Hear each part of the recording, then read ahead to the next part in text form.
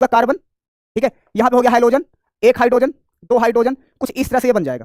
तो ये इसका रियल स्ट्रक्चर है। तो ये इसकी ज्यामिति बताता है कि कौन सा संकरण कैसा होगा। तो तुम्हारी पूरी ऑर्गेनिक केमिस्ट्री में तुम्हें 3 तरह के संकरण के बारे में पढ़ना होता है। ठीक है भाई, ठीक है। कौन कौन से संकरण होते हैं भाई?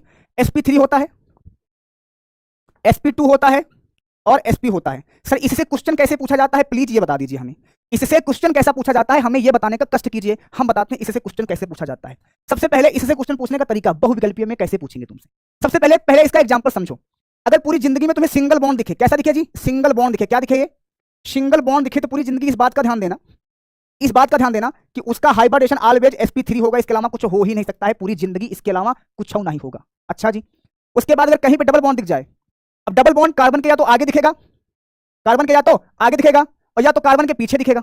अगर डबल बॉन्ड कहीं भी तुम्हें दिख जा रहा है तो वो ऑलवेज sp2 संकरण होगा, इसके अलावा कुछ हो ही नहीं सकता। ये एकदम क्लियर है, मतलब ये 100% जेन्युइन है। अच्छा जी, sp3 क्या होगा? कार्बन के अगर आगे तुम्हें ट्रिपल बॉन्ड दिख जाए या कार्बन के पीछे तुम्हें ट्रिपल बॉन्ड दिख जाए तो ये दुनिया पूरी जिंदगी याद रखना कि ये ऑलवेज sp ही होगा, sp के अलावा कभी नहीं हो सकता। इसका संकरण ऑलवेज sp होगा, इसके अलावा हो ही नहीं सकता कुछ। अब कहोगे